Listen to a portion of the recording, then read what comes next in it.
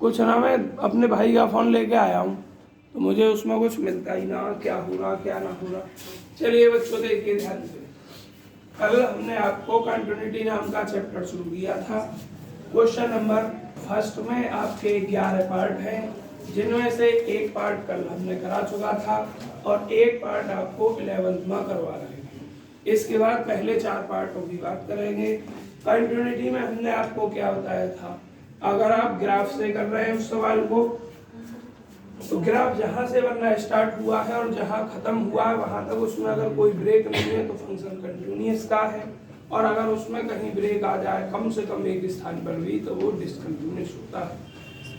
अब डिसकंटिन्यूटी के 5 प्रकार हैं, हमने आपसे कहा था डेफिनेशन आप स्वयं पढ़ के आओगे।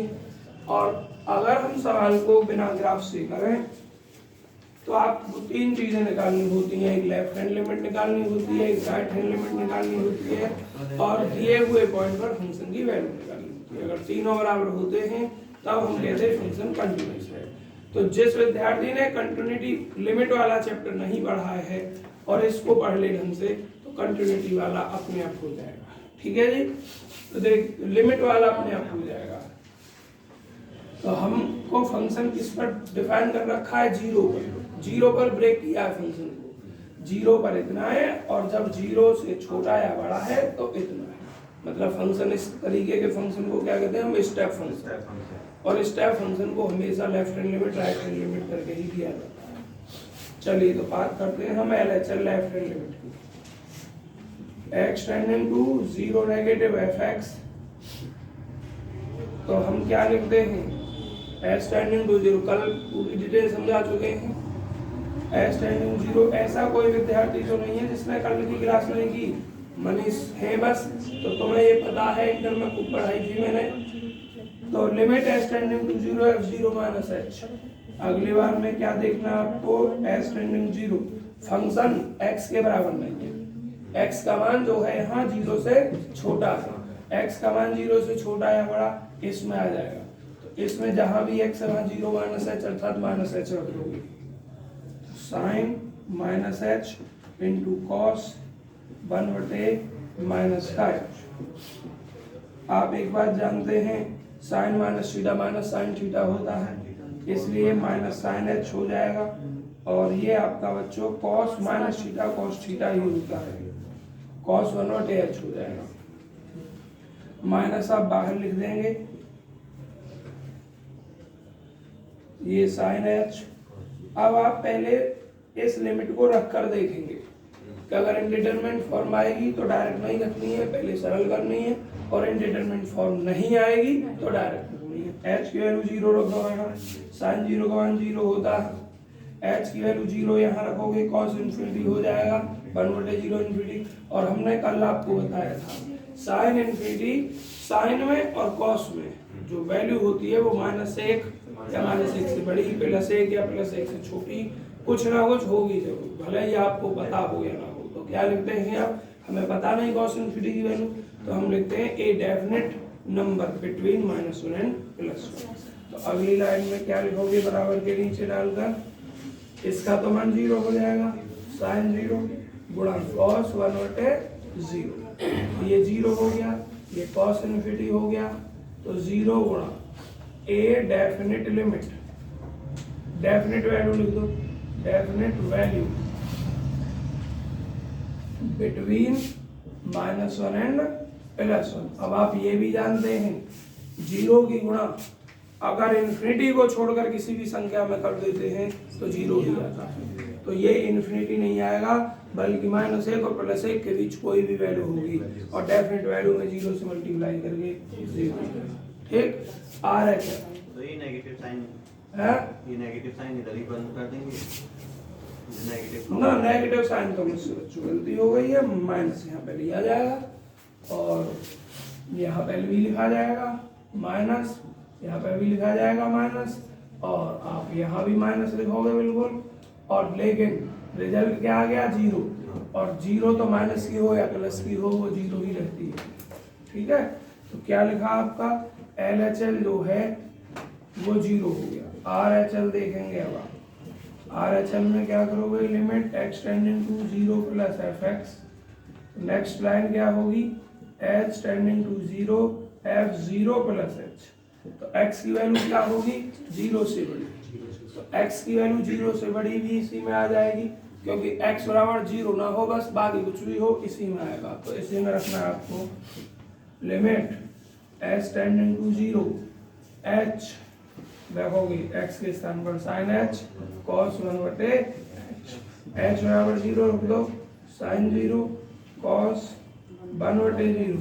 तो 0 डायरेक्ट लिख दूं, a डेफिनेट अपने आप लिख देना, समझ जाना क्या है a डेफिनेट वैल्यू बिटवीन -1 + 1, और 0 की मल्टीप्लाई करके 0 ही आया, और RHL भी दोनों 0 हो गई आपकी। जब दोनों बराबर, तो तीसरा पॉइंट आपको निकालना है। और कभी कभी आप पर एग्जामिनर मेहरबान होता है, निकालने की जरूरत नहीं होती, डायरेक्ट देता है x और 0 पर fx का मान 0।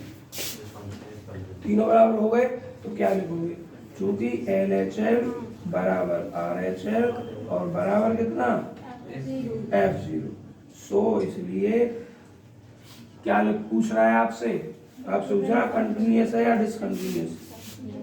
द गिवन फंक्शन, दिया गया function is continuous at x बराबर 0। x बराबर 0 पर दिया गया फंक्शन क्या है, कंटिन्यूअस। किसी को कोई प्रॉब्लम हुई, सवाल हो गया बच्चों? 2 पार्ट मैंने करा दिए हैं, अब छोटे छोटे पार्ट जो पहले 4 हैं उनके बारे में देखें।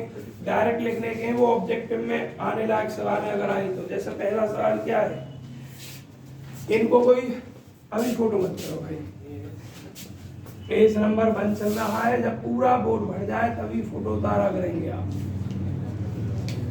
देखिए पहला सवाल, fx = x की घात 3 - 3x।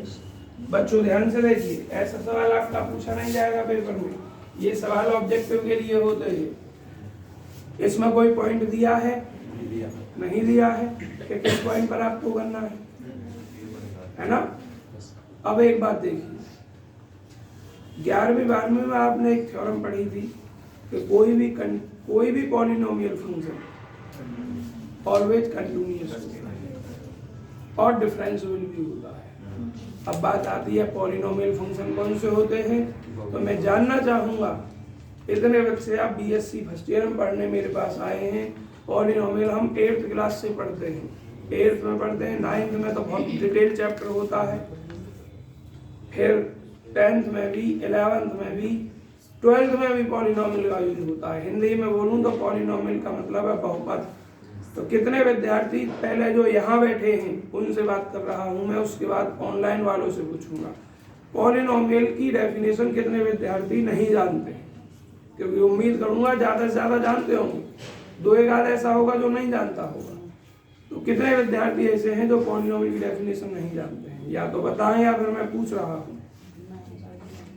1 2 3 और हाथ खड़े करो, 4 5, मुंह देख कर मत खड़े करो, अगर नहीं पता तो एक साथ हाथ खड़ा कर दो, जो मैं टाइम वेस्ट ना करूं।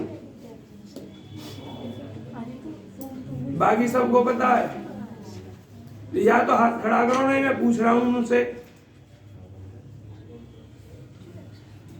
तुम्हें पता है शुभम?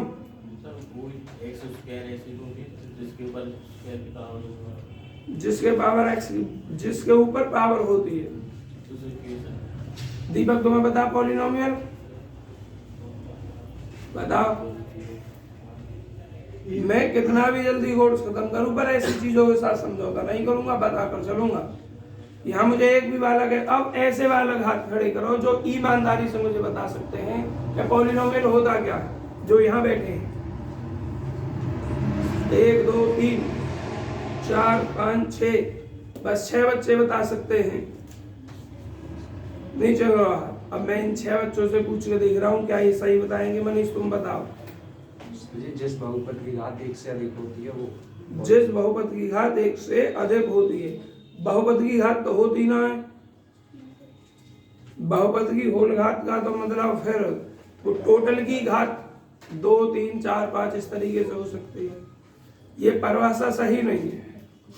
लड़कियों में से तुम्हारा नाम क्या है? डॉली। तुम बताओ। एक्स के पद में एक से अधिक पद हों। अच्छा, मतलब नाम से परिभाषा निकल रही है बहुपद, बहुत से पद। अदिति तुम बताओ। सर जो function ax³ + bx² + cx + d की फॉर्म है। अच्छा, function ax² + bx + cx + d के फॉर्म में। और बताओ, अब अपनी मर्जी से कृष्णा और किस बच्चे ने हाथ खड़ा किया था?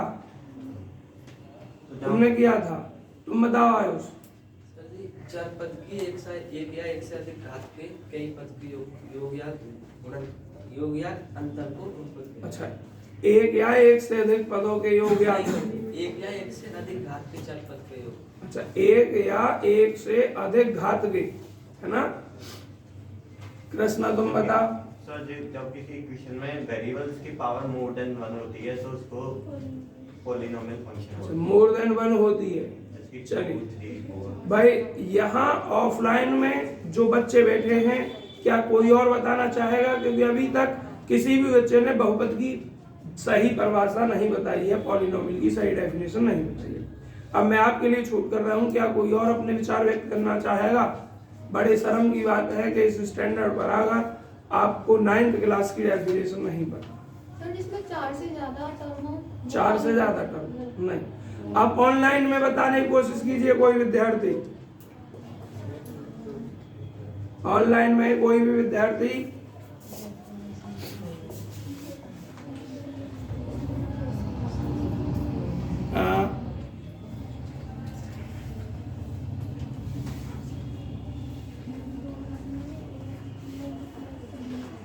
अच्छा अच्छा, कोई और विद्यार्थी?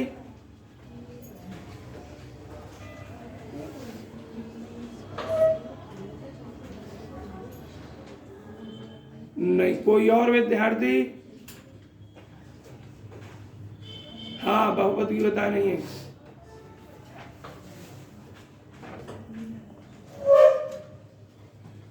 चलिए बच्चों, देखिए। हाँ, चलिए, तो जो टॉपिक चल रहा है वो तो बाद में चलेगा, पहले बहुपद पे 5 मिनट डिस्कशन करते हैं, है ना? बहुत अच्छी बात नहीं है कि आप बीएससी फर्स्ट ईयर में पढ़ रहे हैं और आप पर 8th और 9th क्लास की डेफिनेशन नहीं आती है। मेरे पढ़ाने का अंदर थोड़ा अलग होता है। अगर डिस्क्रिप्टिव, अगर ये मजबूरी ना होती तब आप देखते कि एक ही चीज जो आपका बीच में आ गई है उस पर एक एक दो लेक्चर निकाल देता हूँ पूरा समझाने के लिए, लेकिन अब 5 मिनट दूंगा। जिस बच्चे ने कहा कि एक से ज्यादा पद होते हैं, बहुत से पद होते हैं, वो भी भाषा गलत है। जिस विद्यार्थी ने कहा कि घात 1 से ज्यादा होती है, वो भी गलत है। एक पद अगर लिखा हुआ है आपका, वो भी बहुपद हो सकता है। ठीक, घात 1 से कम लिखी हुई है, वो भी बहुपद हो सकता है। जो सही परिभाषा बस एक शब्द में खत्म होती है, ऐसा व्यंजक, इंग्लिश वाले को बोलूं सच एक्सप्रेशन इन विच, मतलब जिसमें जो वेरिएबल है आपका, वेरिएबल एक्स हो सकता है, वाई हो सकता है, टी हो सकता है, बी हो सकता है, कुछ भी हो सकता है, उस वेरिएबल की पावर केवल और केवल पॉजिटिव इंटीजर विद जीरो भी हो सकता है। क्या होगी? केवल और केवल इंटीजर होगी, और इंटीजर में भी प्लस की होगी। कृष्णा ने बोला 1 से बड़ी, 1 से बड़ी तो 3/2 भी होती है ना? तो शॉर्ट में परिभाषा क्या है? एक ऐसा व्यंजक जिसमें चर राशि की घात क्या हो? केवल इंटीजर हो, पॉजिटिव इंटीजर हो, बहुपद कहते हैं। देखिए, मैंने 5 लिखा, इसमें तो एक पद है, और आप देख रहे होंगे इसमें तो एक्स भी नहीं है ना? तो फिर ये बहुपद कैसे है? बच्चों, ये भी पॉलिनोमियल है, क्योंकि इस 5 में आप ऐसा लिख सकते हो 5 × x की घात 0, तो x की पावर 0 हो गई, और 0 इंटीजर है, मैं बोल चुका हूँ विद 0, पॉजिटिव इंटीजर विद 0 भी हो सकता है। हाँ, वो बात अलग है कि इसको डिफाइन किया जाता है एक पदीय, 2 पदीय, त्रिपदीय में। तो ये एक पदीय बहुपद है। एक पदीय भी नहीं, कांस्टेंट, जिसमें x की पावर 0 हो, मतलब 2, 4, 6, 1, इस तरीके से, इन्हें अचर बहुपद कहते हैं। क्या कहते हैं? लिखवाऊंगा नहीं, क्योंकि टॉपिक हमारा यहाँ का है नहीं है, बस समझा रहा हूँ। इसको कहते हैं हम अचर बहुपद। अगर उसमें x की कम से कम घात 1 है, 2 है, 3 है, कुछ भी है, 2 लिख दिया, तो अगर मैं पद के आधार पर कहूं तो एक पद ये बोला जाएगा, है ना। इंग्लिश वालों के लिए बोलते हैं मोनोमियल। क्या बोलते हैं? मोनोमियल। अगर मैं घात के आधार पर बोलूं, पावर के आधार पर, तो इसको बोला जाएगा क्वाड्रेटिक पॉलिनोमियल। 2 घात का, 2 ही घात दिया। अब तुम ये कहोगे सर जी इसमें तो फिर 2 घात का क्वाड्रेटिक तो इस रूप का होता है ax square plus bx plus c रूप का, तो मेरे बच्चों ये इसी रूप का है 0 × x प्लस 0। समझ में आ गया नहीं आया? तो बस शॉर्ट में मेरा उद्देश्य क्या था कि आपको पॉलिनोमियल पता चलना चाहिए। पॉलिनोमियल क्या होगा? जिसमें x की पावर केवल और केवल या तो पॉजिटिव इंटीजर हो या 0। ठीक है। अब मैं एक लिख रहा हूँ ax की घात 3 बटे 2 plus bx square plus c। क्या ये पॉलिनोमियल है? नहीं। क्यों नहीं है? क्योंकि एक टर्म ऐसा है जिसकी घात इंटीजर नहीं है। समझ में आ गया नहीं आया? अब भूलोगे तो नहीं। तो एवरी कंटिन्यूअस, उल्टा भूल गया, एवरी पॉलिनोमियल फंक्शन, हिंदी में बोलूं तो प्रत्येक बहुपदीय जो फलन होता है वो क्या होता है? संतत होता है। ऑलवेज संतत होता है, कभी भी वो असंतत या डिसकंटिन्यूअस नहीं होता है। तो ये विकल्प में सवाल आएगा तो क्या लिखोगे? क्योंकि f(x) is a polynomial function and we know that, हम जानते हैं every polynomial function is always continuous. ठीक है। तो देखो क्या लिखोगे? सिंस चूंकि f(x) is a polynomial function, चूंकि f(x) क्या है? पॉलिनोमियल फंक्शन है एंड वी नो दैट, हम जानते हैं। बच्चों टाइम इजाजत नहीं देता इस तरीके की छोटी चीजों का डिस्कशन करने का, लेकिन फिर भी मैं कर रहा हूँ। एंड वी नो दैट, हम जानते हैं एवरी पॉलिनोमियल, लिख रहा हूँ शॉर्ट में, every polynomial function is continuous in every point of its domain, every point of its domain। अब मैंने यहाँ फिर गलती कर दी डोमेन शब्द यूज करके। आधे से ज्यादा बच्चों को डोमेन की परिभाषा नहीं पता होगी, पर अब मैं डोमेन को नहीं बता रहा हूँ, बस शॉर्ट में समझा रहा हूँ। डोमेन एक ऐसे बिंदुओं का सेट होता है जिस पर फंक्शन डिफाइंड होता है। हिंदी में बोले तो डोमेन ऐसे बिंदुओं का समुच्चय होता है ना। कैसे बिंदुओं का? जिस पर फलन का कोई ना कोई निश्चित मान प्राप्त हो जाता है, अपरिभाषित नहीं आता है। तो बच्चों ये पॉलिनोमियल फंक्शन है। पॉलिनोमियल फंक्शन का डोमेन रियल नंबर होता है। क्या होता है? पॉलिनोमियल फंक्शन का जो डोमेन होता है वो रियल नंबर होता है, क्योंकि पॉलिनोमियल कभी भी अपरिभाषित नहीं आता है, कभी भी अनंत नहीं आता है x के किसी मान के लिए। तो इसका मतलब क्या हुआ? ये x के प्रत्येक मान के लिए कंटिन्यूअस है। होमवर्क में आपको क्या दे रहा हूं? एट x = a, x बराबर a कुछ भी हो सकता है, 1 2 3 4 5 6 है, कुछ भी हो सकता है जो रियल नंबर में बिलोंग करेगा। x बराबर a पर f(x) बराबर x या a माइनस 3x के कंटिन्यूटी का परीक्षण करो। कंटिन्यूटी का परीक्षण करना, स्वयं करना है आपको। LHL RHL निकालकर, बहुत सिंपल है, इससे ज्यादा आसान कुछ नहीं है। देखो LHL लिखोगे तो a - 0, a - 0 रखोगे तो a - 0 ही होता है, a की घात 3 - 3 है। RHL लिखोगे तो a + 0 आ जाएगा, a + 0 मतलब यही होगा, a की घात 3 - 3 है, सेम ही है। और तीसरा टर्म डायरेक्ट f है, तो x के स्थान पर a रख दोगे, a की घात 3 - 3 है, बराबर हो गए तीनों चीज। तो मैथमेटिकल तरीके से जैसे मैंने ये किया है, आप घर से करेंगे इससे, ठीक है जी। लेकिन पेपर में ये सवाल नहीं आएगा, क्योंकि पेपर अगर आएगा तो ऑब्जेक्टिव में आ सकता है या वन लाइनर में आ सकता है, जो बहुत ही छोटे या तिलक जिसको कहते हैं। अब इसके बाद देखिए बच्चों, सेकंड पार्ट क्या है? f(x) = x + x inverse. क्या ये पॉलिनोमियल है? क्यों नहीं है? क्योंकि x की पावर नेगेटिव है। तो बच्चों इसको x प्लस 1/x लिख सकते हो। अब मुझे बताइए आप और एलसीएम लो तो x स्क्वायर प्लस 1/x लिख सकते हो, लिख सकते हो। क्या ये फंक्शन x बराबर 0 पर परिभाषित है? x बराबर 0 पर क्या इस फंक्शन का आप मान निकाल सकते हैं? इन्फिनिटी आएगा, क्योंकि 0 का वर्ग 0 प्लस 1/0, 0 की एक संख्या में भाग दे रहे हो तो इन्फिनिटी, और इन्फिनिटी परिभाषित नहीं होता है। और जब कोई फंक्शन x की किसी वैल्यू पर अपरिभाषित आ जाता है तो फंक्शन उस बिंदु पर असंतत होता है, डिसकंटिन्यूअस होता है। तो आप क्या लिखेंगे बस इसमें, सिंस चूंकि f(x) is not defined, f(x) क्या है? डिफाइंड नहीं है एट x बराबर 0 पर, so f(x) is discontinuous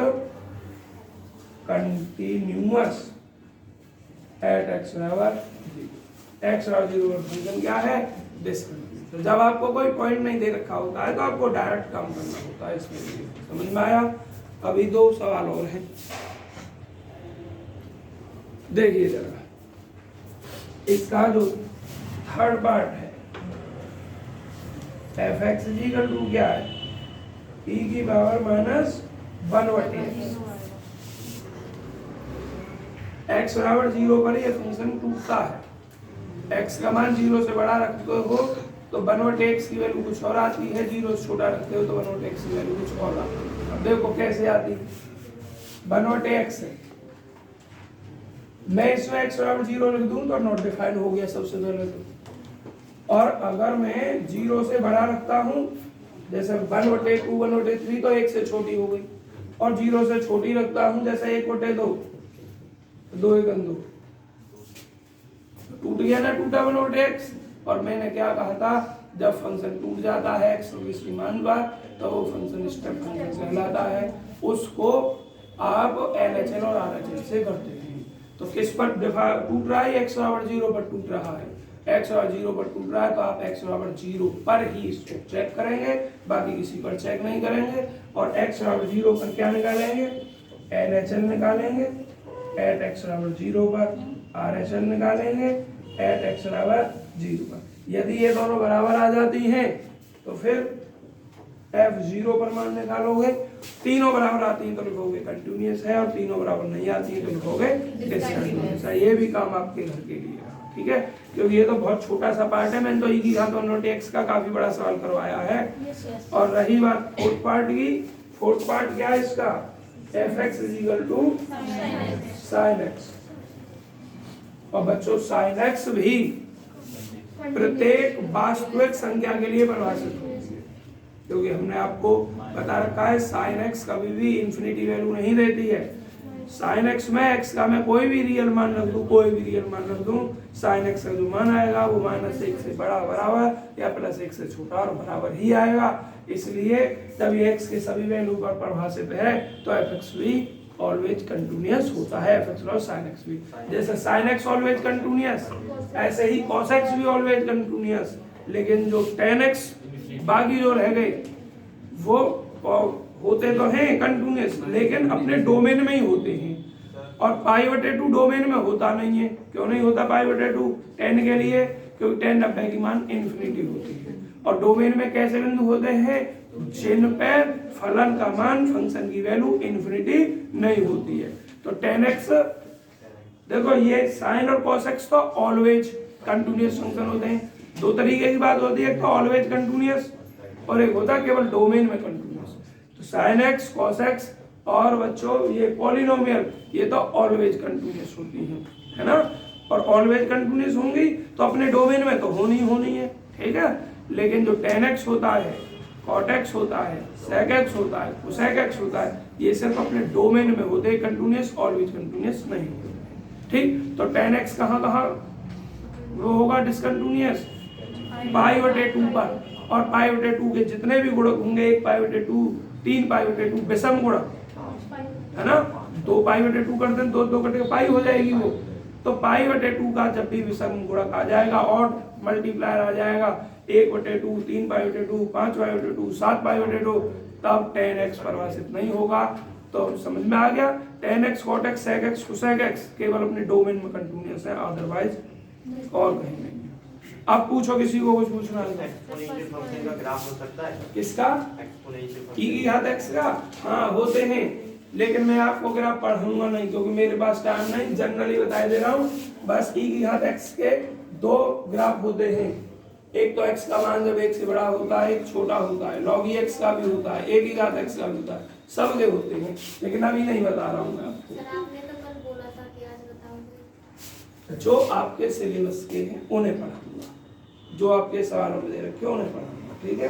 graph सबका होता है, अब इतना टाइम नहीं है कि बहुत छोटी छोटी चीजों को पढ़ाया जाए आपको, ठीक है। आप इसका फोटो क्लिक कीजिए, जो आपके पेपर में सवाल आ सकता है उसे ग्राफ सिखाऊंगा।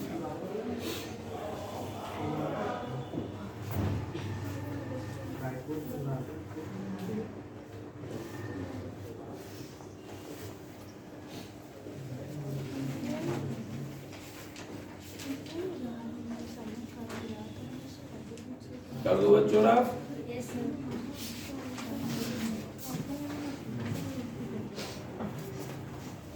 आज ही 5 मिनट मैंने एक्स्ट्रा लगा दिए पॉलिनोमियल पर, इतना टाइम पूरी है। देखे बच्चों, ऐसी चीजों को आपके लिए कह रहा हूँ, जब सेकंड सेमेस्टर में आओगे तो उसमें टाइम बहुत मिलेगा जून में। जो भी आपके दिमाग में ऐसी छोटी मोटी चीज आए और आप बना दी हो तब पूछ सकते हैं कुछ कहना चाह रही है कोई बहन ऑनलाइन वाली? अगर नहीं कहना चाह रही तो माइक को ऑफ कर लो बहन, क्योंकि मुझे प्रॉब्लम होती है, कान में ब्लूटूथ लगी रहती है। अब देखिए क्वेश्चन नंबर 2 का फर्स्ट पार्ट करना है, निशान लगाइए। सेकंड भी करना है आपको, लेकिन मैं नहीं करवा रहा हूँ, आपको स्वयं करना है। आपको इसके बाद क्वेश्चन नंबर करना है 7, और 7 के तीनों पार्ट करने हैं। और 8वां सवाल देखिए, कई बार लाइन लगी हुई है, मैं करवाऊंगा 8वें सवाल। 9वां सवाल भी करना है, दोनों पार्ट करने हैं 9वें क्वेश्चन के। आपको e की घात 1/x जहां भी दिखाई दे आपको सवाल करना है, और मैं करवा चुका हूँ ऐसे सवाल। 9वें के दोनों करने, 10वां भी करना है। दूसरा अगर नहीं होगा तो मैं करवाऊंगा, ठीक है, बता देना। और मैं निशान लगा रहा हूँ अभी आपके लिए। 11वां करना है टोटल हमें और तुम्हें, जो दोनों को मिलकर करने हैं उन पे निशान लगा रहा हूँ। 12वां भी करना है, 13वां भी करना है, और 14 करना है, 15 करना है। आपको इतने सवाल एक्सरसाइज से करने हैं। तो अब सवाल नंबर पहले जो मेरे द्वारा कराया जा रहा है वो 8वां और मोस्ट इम्पोर्टेंट क्वेश्चन है बच्चों। देखिए fx क्या दिया गया है, और लगभग ये भी सुन ले, सबसे बड़े प्रश्नों में से एक है।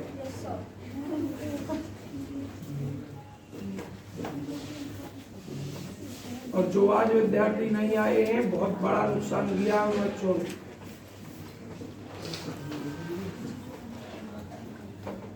और बच्चों 3x + 4 if x is greater than equal to 2, तो किस पर परीक्षण करना है कंटिन्यूटी का? एट x = 0, 1 और 2। देखिए सबका तरीका एक ही है चेक करने का। 3 पॉइंट दे रखे हैं, एक आध बार सवाल मैं करवा चुका हूँ छोटा मोटा कोई इस तरीके का। आप 3 में से किन्हीं 2 बिंदुओं पर तो मुझसे करवा लो, और एक बिंदु पर घर से करेंगे। आप बताइए किस बिंदु पर करवाओगे? 0 पे तुम करोगे, तो मैं 1 और 2 पे करवा दे रहा हूँ, ठीक है जी। कंटिन्यूटी का परीक्षण करना कि कंटिन्यूअस है या डिसकंटिन्यूअस है। चलिए तो बच्चों जैसे पढ़ रहे हो ना, शांति से ऐसे ही पढ़ते रहो। मुझे बहुत अच्छे लग रहे हो, बात करने की कोशिश ना करें आप।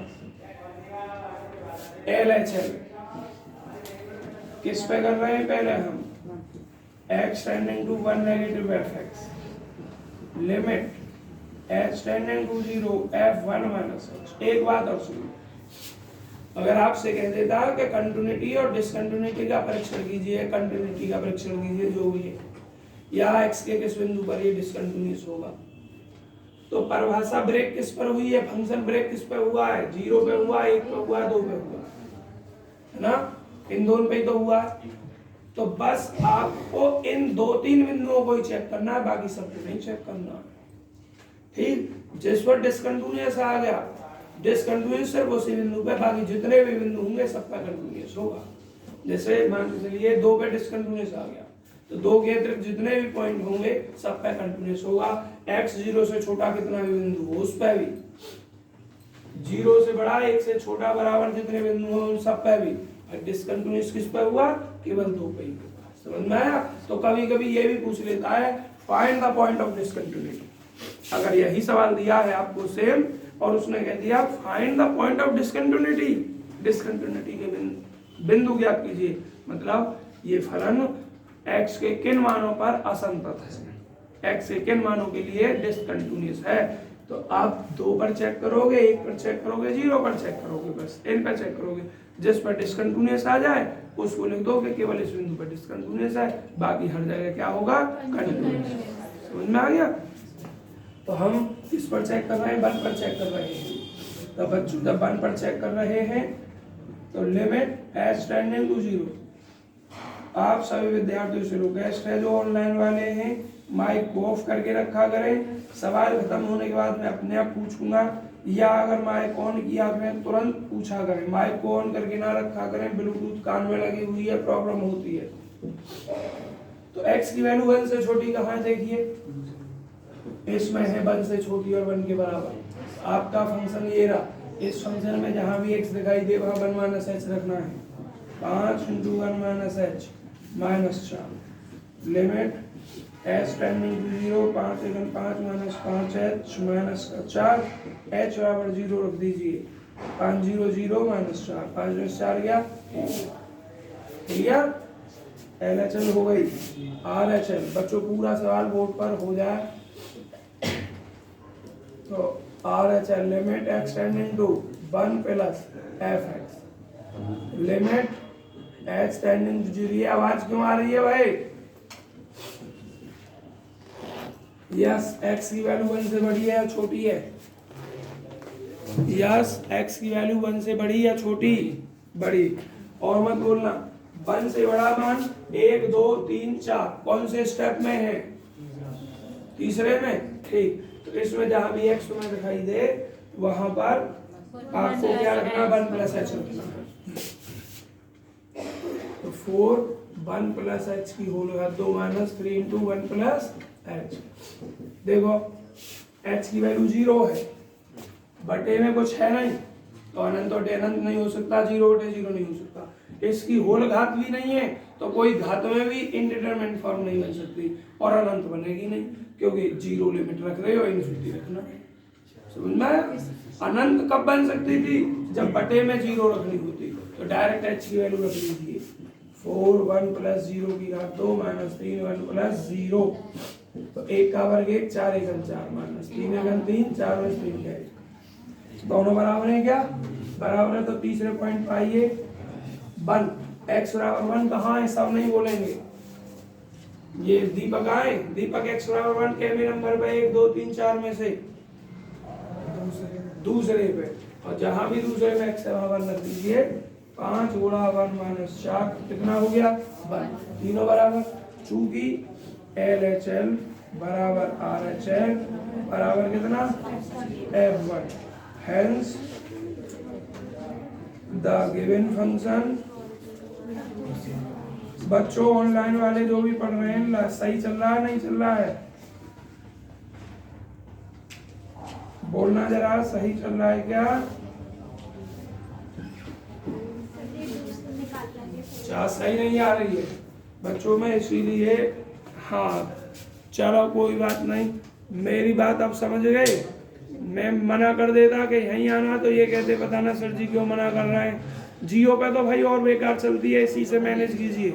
समझ लीजिए, उतारने के लिए फोटो तुम्हें मिल जाएंगे। अब ध्यान रखना, रिकॉर्डेड वीडियो से तो पढ़ना सही रहता है, लेकिन लाइव जो वीडियो होती है इसकी गूगल मीट की या जूम की, उस पर किसी दिन तो बहुत अच्छी क्वालिटी चलती है और किसी दिन बहुत बेकार चलती है। तो इसलिए मैं इसको प्रेफर नहीं करता हूँ, ये बहुत मजबूरी वाली बात है।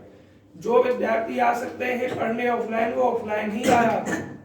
बहुत ही मजबूरी में आप रोका करें, तब आप पढ़ मैनेज किया करें। कल BSc फाइनल की क्लास नहीं चली ऑनलाइन, सही सेकंड ईयर की नहीं चली और तुम्हारे टाइम पे सही चल गई कल क्लास। किस्मत अच्छी जो वाला कल क्लास कर रहे हैं। ऑनलाइन फाइनल में तो बीच में ही काटनी पड़ गई थी मुझे।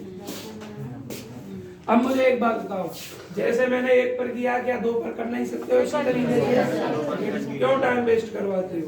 0 पर आएगा कंटिन्यू हैं? जिस पर भी आए वो आप स्वयं करोगे। समझ में आ गया?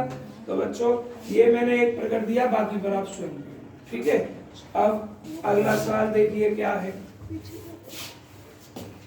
9वें का फर्स्ट आप स्वयं करेंगे, आपने कहा सेकंड करने के लिए मुझसे। 9वें का सेकंड देखें, पेज नंबर कौन सा है? 2, क्वेश्चन नंबर 9 का सेकंड पार्ट। देखिए क्या है। अरे बच्चों ये आवाज क्यों हो गई? मैंने बढ़ाई कर दी इसलिए। x बराबर नहीं है 0 के और f0 बराबर 1। अब तो समझ जाओगे फंक्शन कैसे भी दे दे आपको, है ना, किसी भी तरीके से। यस ले जल्दी जाएगा। मैं भूल जाता हूँ बच्चों, भाग। तो किस पर चेक करना है? हमें 0 पर चेक करना है। परीक्षण करना है कंटिन्यूस या डिसकंटिन्यूस है। तो आप LHL लीजिए और LHL और LHL RHL ही निकालना है क्योंकि फंक्शन का मान तो एक दे रखा है। LHL हम नहीं रहे हैं। x tending to 0 negative fx limit s tending to 0 f0 minus h s tending to 0 x की वैल्यू 0 से कम, और 0 से कम किसमें? ऊपर वाले में ही रखनी है, कम भी ज्यादा भी। क्या हो जाएगा?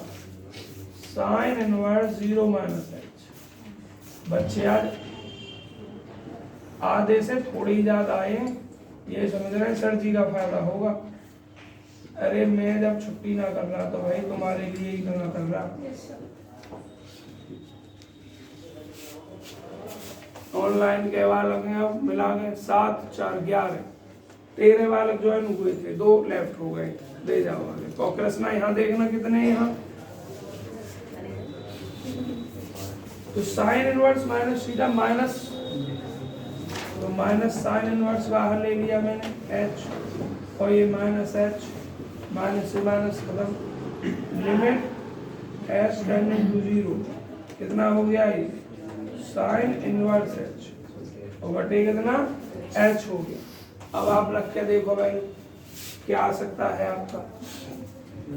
नीचे तो आपका 0 हो गया और h बराबर 0 रखा मैंने, तो h बराबर 0 साइन 0 का मान होता है, साइन से साइन कट जाएगा।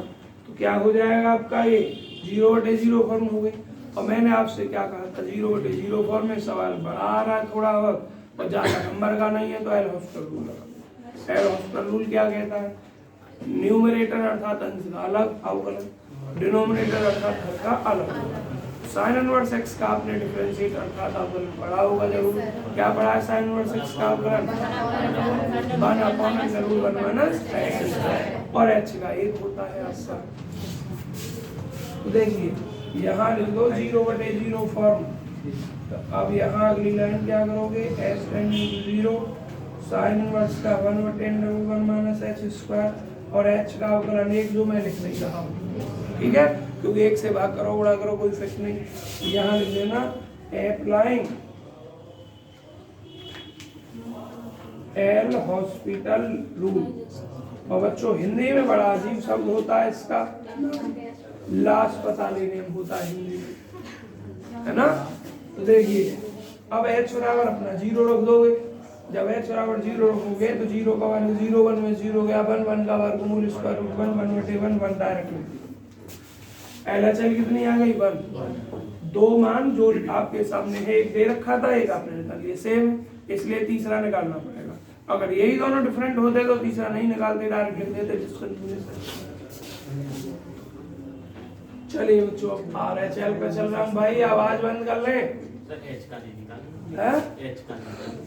H का मतलब H का बनना हो जाएगा, H के रेस्पेक्ट पे बनना लिख, बोला तो था बनना ही लिख रहा हूँ मैं। RHL लिमिट किस पर कर रहे हो काम? 0 पे।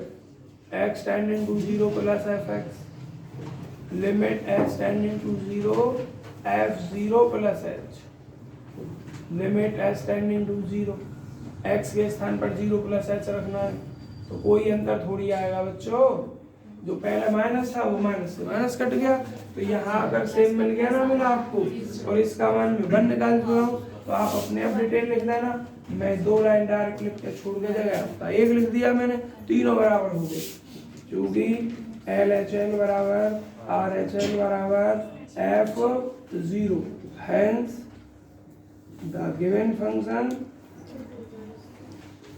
इज डिसकंटिन्यूअस एट एक्स बराबर क्या,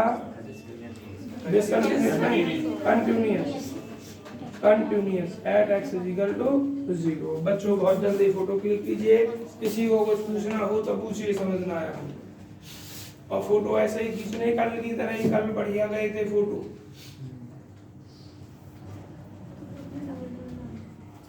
पेज नंबर जरूर लिखवाने के लिए ध्यान दिलवा दिया करें मुझे, ना लिखा हो गया रफ। तो मैं अब इसको 3 पहले ही कर देगा और इसको रफ कर रहा था, किसी को दोबारा तो नहीं पूछना।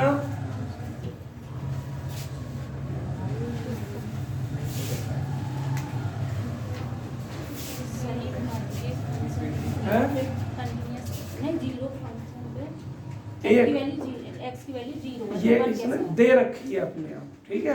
अब हमें नहीं पता कैसे दे रखी है ना, वो उसने कुछ और भी आएगी। देखो साइन इनवर्स 1/1, 1 किसका मान होता है, रियल में बात करें तो π/2 का होता है, तो साइन साइन इनवर्स कट के π/2 नीचे, रियल में तो π/2 आएगा मान, लेकिन वो उसने सवाल अपना स्टैंडर्ड बनवाया है, ठीक है। तो ये कुछ भी दे सकता है सवाल, अगर यहाँ 1 की जगह 0 दे दे तो ये सवाल डिसकंटिन्यूअस हो जाएगा।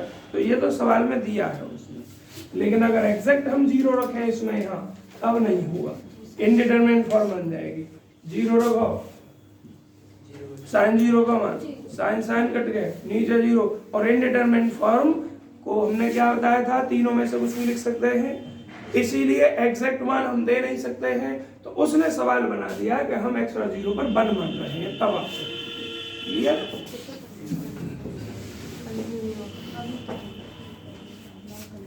अगर हम एग्जैक्ट मान निकालने चाहें इस फंक्शन का x और 0 पर तो नहीं दे सकते हैं, क्योंकि इनडिटरमिनेट फॉर्म बन रही है। इसके बाद बच्चों 10वें का फर्स्ट आप स्वयं करेंगे, 11 का 11 स्वयं करेंगे, क्योंकि मोड वाला सवाल में कल बता चुका था। 12 स्वयं करेंगे, 13 स्वयं करेंगे। सवाल आते हैं 14 पर। Discuss the continuity of the following at x बराबर 0। fx बराबर कितना दिया है, cos x, x is greater than equal to 0 minus cos x। और बच्चों एक बात का ध्यान रखेंगे, जब आप जाओगे पढ़ के तो लास्ट के 10 मिनट में एक सवाल निकलवा के भेजूंगा, इसलिए ढंग से पढ़े, टोटल पूरा ना करें, ढंग से पढ़े। इतनी भी जल्दी नहीं है कि खाली किताब पूरी कर रहा हूँ, आप कुछ सीखो ना। x is greater than equal to 0, x is less than 0, यहाँ इज इक्वल टू नहीं, तो कंटिन्यूटी का परीक्षण करना है 0 पर।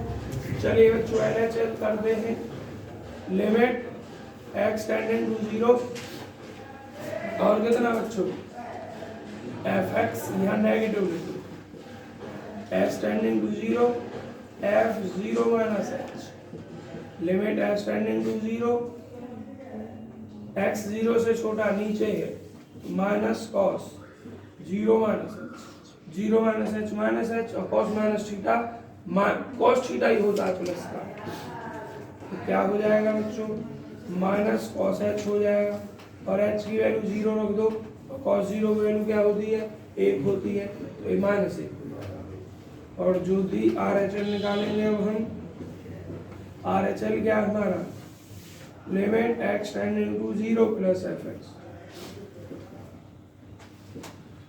तो क्या हो जाएगा,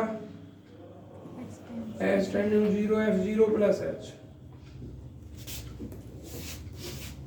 is equal to limit h tending to 0 f 0 plus h, x 0 से बड़ा ऊपर वाले में, इसमें रखोगे 0 प्लस h, क्या हो जाएगा, limit h tending to 0 cos g h, और h की वैल्यू 0 रख दो, cos 0 की वैल्यू 1, क्या दोनों बराबर हैं? तीसरा मान निकालने की आवश्यकता नहीं है क्योंकि LHL बराबर नहीं है RHL के, hence fx is not continuous। या तो लिखो नॉट कंटिन्यूअस या लिखो discontinuous at x equal to 3। अभी नहीं करना बच्चों, क्वेश्चन नंबर 15 और लगवाया मैंने। और एक सवाल जितने मैंने अभी आपको निशान लगवाया उनमें ग्राफ और करवा रहा है, शायद देखना ग्राफ किसमें करवा रहा है इनमें से, या इस बार काट दिया है सवाल। पिछली साल तो एक्सरसाइज के एक सवाल में ग्राफ भी करवाया था, इनमें नहीं है तो मैं एग्जाम्पल में से करवा दूंगा किसी सवाल में। 15वां देखिए क्या है, trace the continuity fx is equal to x cos 1/x, ये उस समय जब x 0 नहीं है और f0 बराबर 0। बच्चों देखो ध्यान से, x जब 0 बराबर नहीं है तो फलन ऊपर यूज करना है, और जब 0 तो डायरेक्ट उसने 0 दे रखा है। करना क्या है, हमें कोई कंटिन्यूटी का परीक्षण करना है, LHL RHL निकालना है। सबसे पहले हम LHL निकाल रहे हैं, x tending to 0 negative fx, तो limit s tending to 0 f0 minus h, s tending to 0 x के स्थान पर 0 माइनस h अर्थात माइनस h रख दो,